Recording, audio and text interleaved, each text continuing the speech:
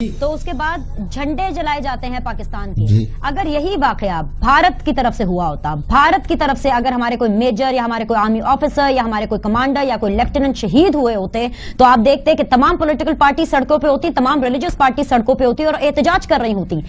افغانستان میں نفرت پنپ رہی ہے، بول رہی ہے، پیک پر ہے، آپ خود ہی اس کے بارے میں کہہ چکی ہیں. لیکن پاکستان میں اتنی اپنائیت کیوں ہے افغانستان کے لیے؟ دس از اے بگ کوسچن جس کا مجھے آج آنسر آپ ہی سمجھا سکتی ہیں. مسئلہ یہی ہے جو چودھری صاحب نے بھی کہا، منان صاحب نے بھی، کہ ہمیشہ سے ہماری فارن پالیسی کے اندر فلاز رہے ہیں. ہم افغانستان کو 5واں صوبہ بنانا چاہتے تھے. یہ الگ بات ہے کہ وہ 5واں صوبہ بناتے بناتے اپنے 4 جو ہیں وہ کمزور ہو گئے. تو اسٹریٹجک ڈیپتھ جو ہم نے جس طرح بنانی چاہیے وہ غلط تھی. ایک اسٹریٹجک ڈیپتھ مودی جی کر رہے ہیں. اب دیکھیے، اگر کسی نے اچھا کام کیا اس کو سراہنا چاہیے. ہمیں اپنے دشمنوں سے بھی سیکھنا چاہیے کہ کتنی اچھی پالیسی ہے کہ سعودی عرب کا سب سے بڑا جو اعزاز ہے وہ نریندر مودی کو مل رہا ہے. ایران کے صدر کے ساتھ بیٹھ کے کتنے بڑے بڑے معاہدے جو ہیں وہ ہندوستان کر رہا ہے. افغانستان کے اندر ان کی اسٹریٹجک ڈیپتھ جو ہے وہ اس حد تک ہے کہ وہاں پہ بڑے بڑے ڈیم اور سڑکیں جو ہے وہ اس کے ساتھ ساتھ جتنے میڈیا کے حوالے سے جتنا ان کا کلچرل انفلوئنس بڑھ گیا ہے وہ سب کے سب ہندوستان کر رہا ہے. تو ہم نے کہاں پہ کوششیں کی ہیں؟ آپ ریسنٹلی آپ نے سوال پوچھا تھا پالیسی بنا کون رہا ہے. آپ نے ایک تصویر دیکھی ہوگی جس میں جنرل راحیل شریف کے سامنے ہماری کابینہ بیٹھی ہوئی ہے اور باڈی لینگویج آپ نے محسوس کی ہوگی کہ نیوکلیر سپلائی گروپ کے اندر آپ نہیں ہیں، آپ کو پھینک دیا گیا بالکل مکھی کی طرح باہر. اسی طرح آپ اپنے ہمسایوں کے ساتھ ناراض ہیں اور پھر آپ کو بلا کے کہا جا رہا ہے کہ آپ اپنی جو پالیسی ہے وہ ٹھیک کر لیں.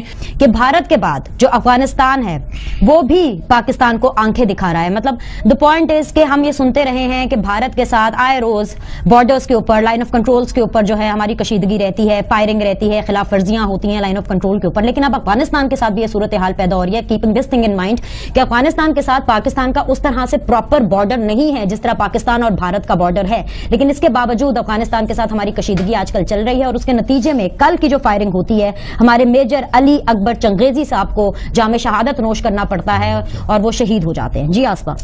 ہاں بالکل بینش، ایک تو بہت شکریہ آپ کا، لیکن یہ صورتحال بڑی سنگین ہو گئی ہے. دیکھیے ہم اس وقت جس صورتحال کے اندر ہیں، 3 ہمارے ہمسائے ہم سے ناراض ہیں. ایک افغانستان ہے، دوسرا ایران ہے جس کو کہ ہم نے ریسنٹلی ناراض کیا اور تیسرا ہمارا ہمسایہ ہندوستان ہے. اور ان تینوں کا آپس میں گٹھ جوڑ بھی پاکستان کے خلاف. ایک چائنا ہے جو کہ ہمارے ساتھ ہے، لیکن ظاہر ہے اس کا فاصلہ اتنا زیادہ ہے کہ ہم یہ نہیں کہہ سکتے کہ امیڈیٹلی جو ہے وہ ہمیں کوئی رسپانس اس طرف سے آ سکے گا. سو افغانستان کی طرف سے حملہ ہونا پاکستان کے اوپر، اور وہ بھی صرف اس بات کے اوپر کہ پاکستان اپنی جو 39 میٹرز اندر اپنی چیک پوسٹ بنا رہا تھا، اس کے اوپر انہوں نے ریئیکٹ کیا، جس کے نتیجے میں ایک فوجی ان کا شہید ہوا، ہلاک ہوا، ایک ہمارا شہید ہوا. اور کل جس طرح سے ان کو جب دفنایا گیا تو آج وہاں پہ بہت زیادہ پاکستان کے خلاف نعرے لگائے گئے اور جس طرح سے پاکستان کے پرچم کو نظر آتش وہاں پہ کیا گیا. تو یہ ایک اینگر اور ایک پاکستان کے خلاف نفرت جو ہے افغانستان کی جو نہ سمجھ میں آنے والی ہے وہ ایک دم سے اجاگر ہو گئی ہے.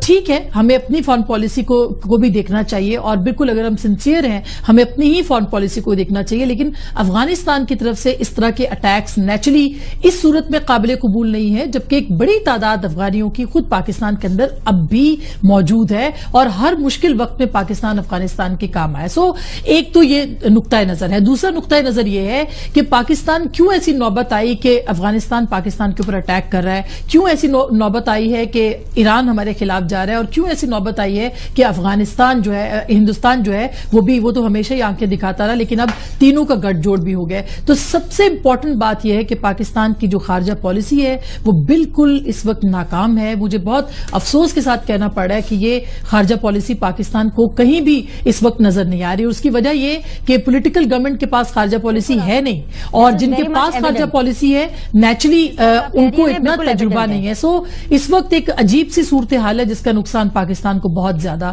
ہو سکتا ہے. لیکن امریکہ نے پاکستان کی کوئی مدد نہیں کی ہے. المناک پہلو یہ ہے. اس کے بعد کیا ہوا ہے؟ ہم اس کے فرنٹ لائن ایلائی ضرور ہیں لیکن اس کے تعلقات انڈیا سے ہم سے زیادہ بن گئے ہیں.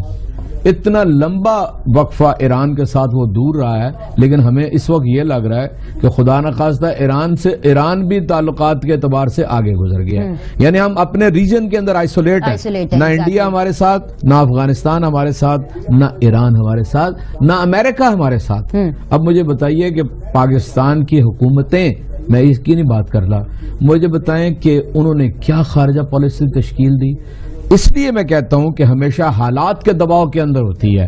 سر کیا بہتر نہ ہوتا کہ جو اتنا بڑا واقعہ ہو گیا، کیونکہ ہم لوگوں نے اپنا ایک میجر گوا دیا، ہمارے ایک میجر شہید ہو گئے، اور جس طرح سے نفرت انگیزی ہم دیکھ رہے ہیں، آسمان نے اس کی طرف اشارہ بھی کیا کہ وہاں پہ پرچم چلائے جا رہے ہیں، یہاں پر ہم اس طرح کا کوئی احتجاج نہیں دیکھ رہے جب ہمارے میجر کو شہید کیا جاتا ہے. بٹ دا پوائنٹ از کہ کیا بہتر نہ ہوتا کہ مسٹر پرائم منسٹر، اللہ تعالیٰ انہیں صحت دے، شفا دے، وہ جلد پاکستان آئے، وہ کوئی تگڑا بیان دے دیتے کہ ابھی اعجاز چودھری صاحب بالکل صحیح فرما رہے تھے کہ ہم کسی اور کی گیم کھیل رہے ہیں. مجھے آج بھی یاد ہے، یا میری عمر کے جو لوگ ہیں، کہ جناب وہ چھٹا بیری بیرا آ رہا ہے اور مشرقی پاکستان کو علیحدہ کر دیا گیا. اس وقت بھی امریکہ نے ہندوستان کا ساتھ دیا، مکتی بانی کا ساتھ دیا.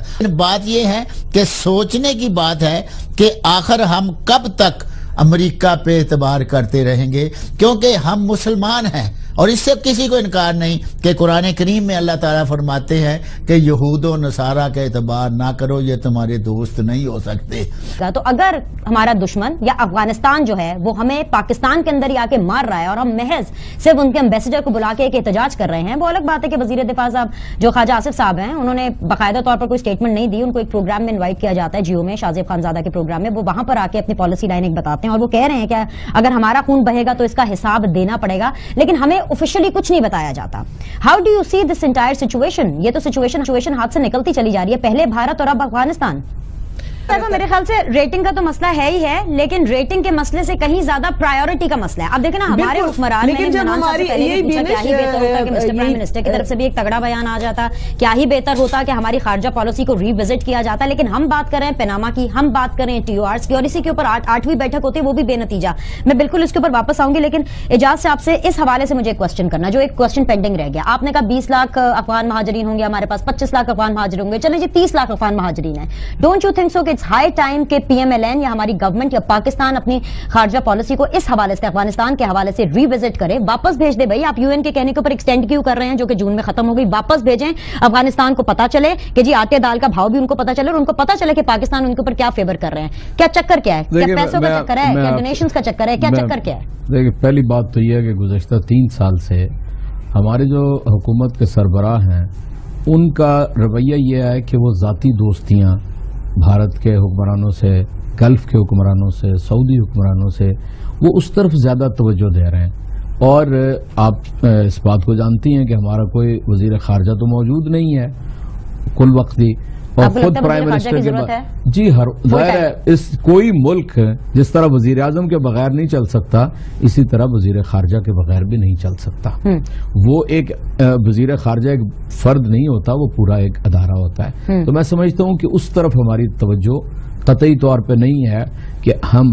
دوسرا یہ بالکل ٹھیک کہا جاتا ہے کہ CPEC کے اس منصوبے کے آغاز کے ساتھ ہی امریکہ کو بھی بہت تکلیف ہے، اور ہم ہمسایہ ملکوں کو بھی آن بورڈ نہیں لے سکے. حالانکہ ہم لے سکتے ہیں. ہم نے LNG کا جا کے وہاں سے کر لیا ہے قطر سے. ہم نے کیوں ایران کے ساتھ اپنے تعلقات کو اس بنیاد کے اوپر خراب کیا؟ کیوں ہم نے وہ ان سے گیس ہم نہیں لے رہے؟ وجہ کیا ہے؟ تو چنانچہ میں سمجھتا ہوں کہ ہمیں بھی بہت زیادہ اپنی کمزوریوں کی طرف خیال رکھنا چاہیے. پھر ایک ٹینشن ہمارے ملک میں ہمیشہ رہتی ہے، سول اور ملٹری کشاکش رہتی ہے. آج کل تو ویسے اپوزیشن کی زیادہ ٹینشن ہے. میرا خیال ہے دیکھیے اپوزیشن یہ جو انٹرنل فرنٹ ہے نا، اس کو فی الحال ابھی بھول جائیں. جب آپ باہر کی طرف دیکھتے ہیں تو پھر اپوزیشن، حکومت، یہ سب چیزیں ایک ہی طرف، یہ میں آپ سے بھی سب ایک ہی طرف سے ہونی چاہیے. یہ میں آپ سے بھی کہہ سکتی ہوں جی ہاں، انٹرنل چیزوں کو آپ بھول جائیں. بالکل کہیں. اب پیناما سے آگے یعنی آپ پیناما سے بھی جب آئیں گے تو فائنل کریں اور آگے نکلیں. میں یہ نہیں کہہ رہی آپ بھول جائیں. جو آپ نے مطلب لیا ہے نا، وہ میں نہیں کہنا چاہتا. جب ایکسٹرنل فرنٹ پہ ہم جائیں گے تو حکومت کے ساتھ کھڑے ہوں گے، اور جو کمی ہوگی اس کا ہم نشاندہی کر رہے ہوں گے. جو آپ نے یہ سوال کیا ہے نا جی مہاجرین کا, اس نے پاکستان کے کلچر کو تباہ کیا, پاکستان کی روایات کو خراب کیا.